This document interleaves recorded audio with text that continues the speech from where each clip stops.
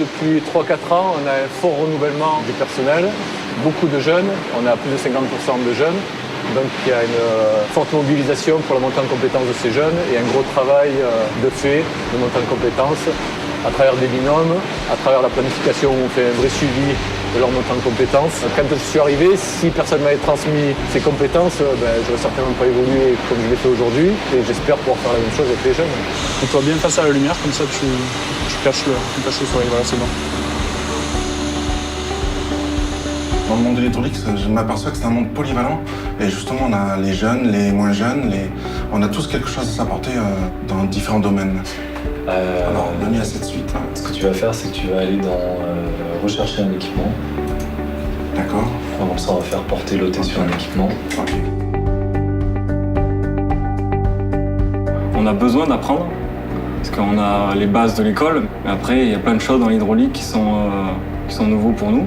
Eux, ils ont de l'expérience, et nous, on a les connaissances qu'on vient juste d'apprendre, qui sont toutes chaudes, qui sortent de l'école. Ils écoutent ce qu'on peut leur apporter, parce que c'est toujours un point positif pour eux également. Les configurations matériel, ligne. Donc là, je vois Là, tu n'as pas de voyant rouge, donc... que tous les voyants sont au vert, donc c'est correct. C'est un enrichissement autant pour le jeune que pour moi, à travers justement son vécu. Il a eu un vécu avant de rentrer à hydraulique. Certains d'entre eux, d'ailleurs, ont une belle expérience professionnelle dans d'autres boîtes.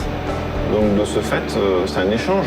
Il peut m'apporter des choses comme je peux lui apporter d'autres choses. Là, c'est une satisfaction personnelle quand on voit que le jeune, ce qu'on lui a appris, il sait le faire. Après, ça fait quoi? Ça nous permet de partager la tâche de l'équipe et d'être vraiment une équipe. C'est interactif. Une formation, bien sûr, nous, on a des choses à leur apprendre par rapport au fonctionnement global. Mais eux, bien sûr, ils ont des choses à nous apprendre aussi. Et en plus, ils ont un œil neuf. Et de temps en temps, ils vont dire « Oh, mais qu'est-ce que c'est là? Est-ce que c'est normal ?» Alors on peut leur expliquer que oui, c'est normal, ou bien gratter avec eux et détecter des incidents potentiels. Et d'ailleurs, depuis qu'il y a des jeunes, on diminue assez fortement les incidents potentiels. On a plutôt une logique aujourd'hui à prendre le temps de cette montée en compétence, c'est-à-dire ralentir un petit peu la machine, de manière à prendre le temps qu'il faut pour profiter d'une opportunité et monter un collègue en compétence. C'est pas forcément un plus jeune que l'on va monter en compétence. Il y a des situations, on a observé des situations où c'est le plus jeune qui faisait monter en compétence le plus ancien. Parce qu'il sortait de l'école il n'y a pas très longtemps et il y a des choses qui étaient encore très frais dans sa mémoire et qui ont permis aux plus jeunes de comprendre un phénomène qui se passait. Les jeunes, ils nous apportent un dynamisme nouveau. C'est sympa, quoi.